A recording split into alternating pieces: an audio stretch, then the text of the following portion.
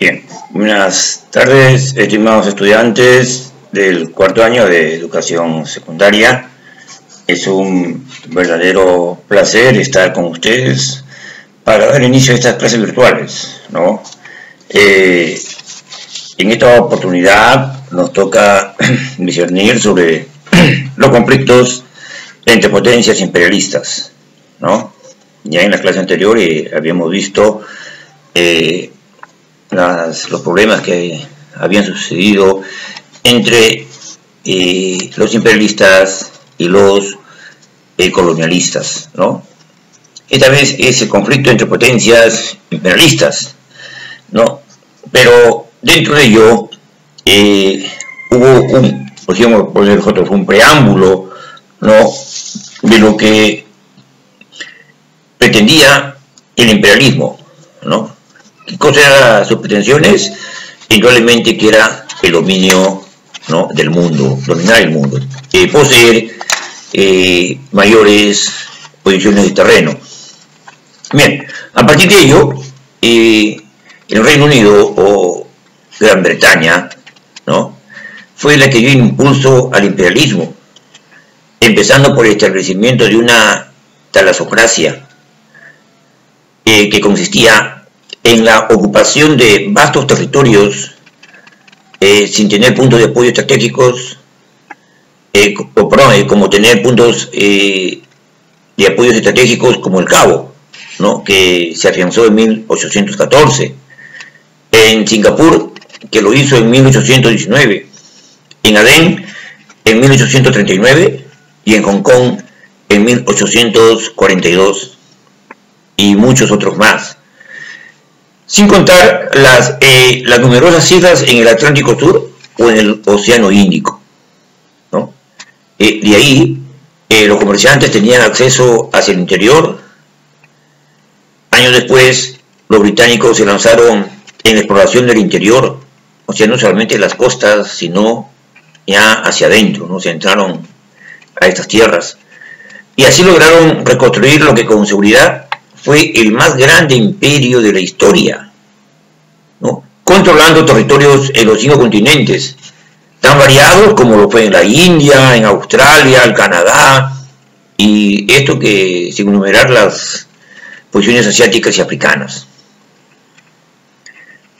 Bien, siguiendo el ejemplo británico, también otros estados europeos se lanzaron a la conquista de territorios africanos y asiáticos.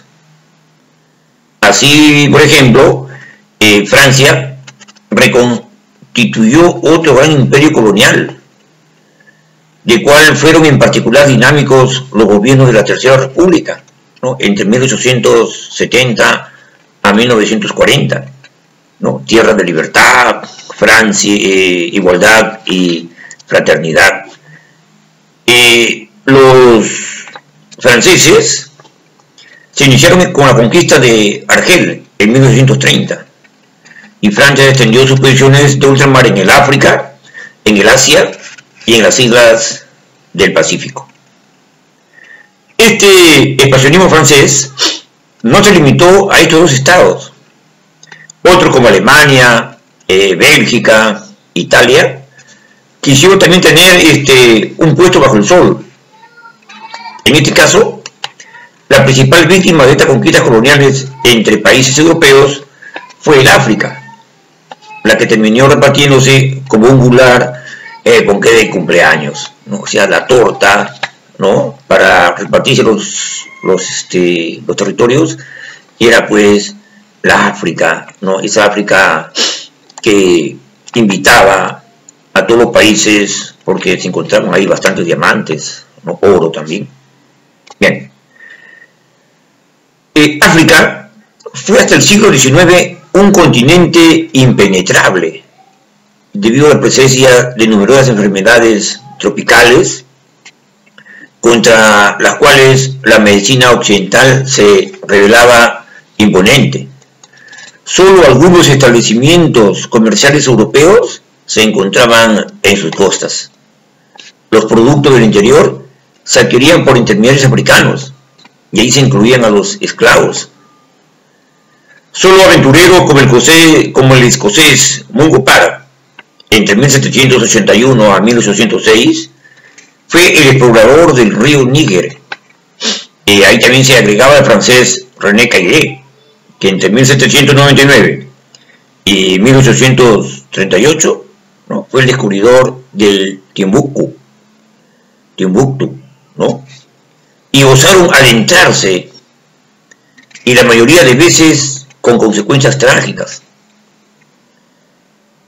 El descubrimiento de la quinina como tratamiento eficaz contra la malaria facilitó años después una exploración sistemática y la ulterior ocupación europea del continente. La conquista del África empezó a generar rivalidades que podían degenerar en un conflicto armado, y fue la razón por la cual el canciller alemán Bismarck convocó en 1884 un encuentro diplomático con el propósito de solucionar la cuestión africana. A esto se llegó pues a una cumbre en Berlín, donde se procedió a un reparto amigable del África, y se logró un consenso entre los reclamos de las diferentes potencias europeas. Etiopía, Liberia y los estados libres de Orange y Transvaal fueron los únicos territorios que pudieron escapar del apetito voraz de los países europeos.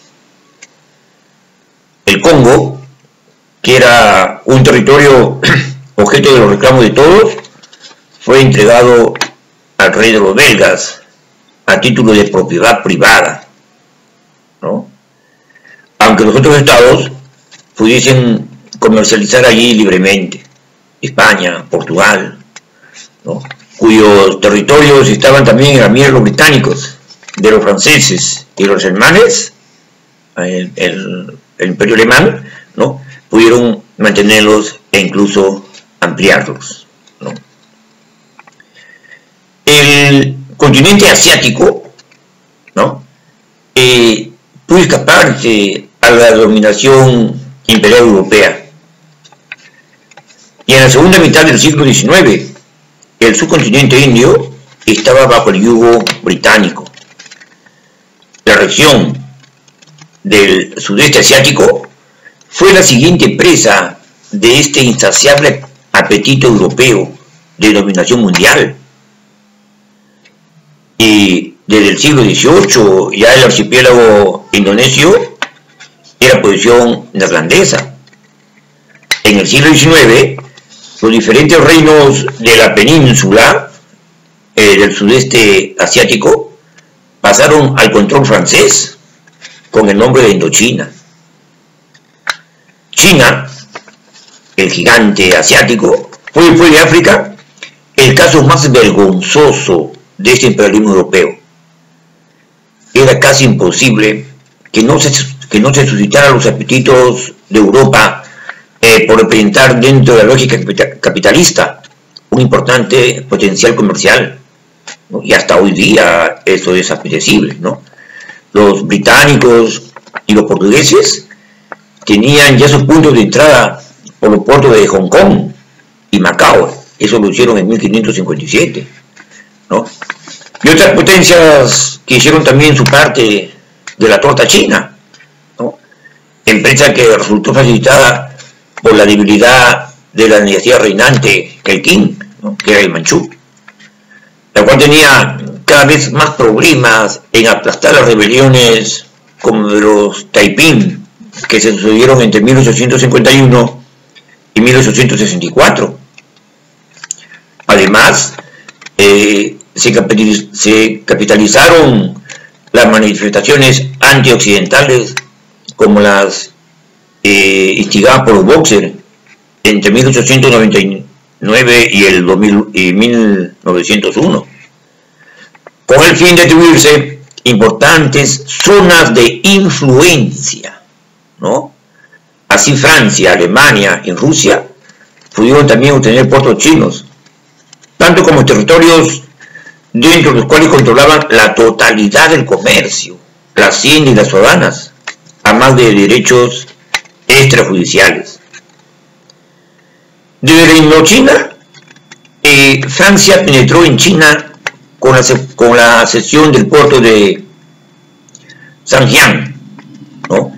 Y luego controló las regiones de Yunnan y Guangxi. Por su parte, Rusia alcanzó a dominar el norte chino, del Chongqing hasta Manchuria.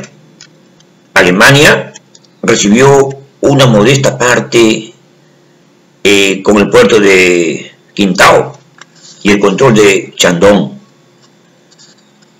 Otra vez más, la porción más grande fue para Gran Bretaña, que logró dominar todo el centro de China, del Tíbet hasta Nankín.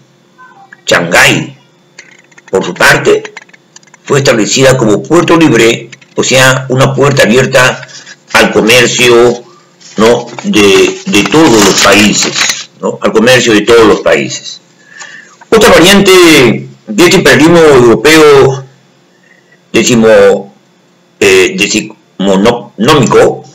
decimonómico, fue que lo que se calificaría como un expansionismo colateral. Y los dos casos más representativos fueron Austria, ¿no? Austria-Hungría a partir de 1867 en los Balcanes, y Rusia en el Oriente, ¿no? Esta última dueña del siglo XVIII de Siberia y de la mayor parte del reino de Polonia y Lituania en el siglo XVIII, y que se extendió después en el Cáucaso en 1828, para luego hacerse el control de las regiones de Kazajstán en 1853, de Turquestán en 1893 en el Asia Central, y del territorio alrededor del río Amur en el lejano oriente en 1869. De ahí, al finalizar el siglo XIX, se entró en Afganistán y hubo sus reclamos territoriales hasta el Tíbet, ¿no? Durante el siglo XIX, a medida que progresaba la expansión colonial, se produjeron disputas entre las potencias imperialistas en su intento por controlar de forma territorial, política y militar amplias áreas de África, Asia y Oceanía, ¿no? Esto trajo pues una serie de reclamos, ¿no? Pero que se trataron de apaciguar vía la mediación diplomática, ¿no? Pero que causaron pues la guerra anglo-boer y el accidente de Fachoa, ¿no? Estos jóvenes permitió pues que se realice el Congreso de Berlín, ¿no? Y que tuvo pues una acción, digamos, consensuada, y que no permitió que se desarrolle un conflicto bélico, ¿no? Bien, muchachos, esta es la primera parte. Vamos a hacer una pausa y luego regresamos con la segunda parte de esta clase virtual.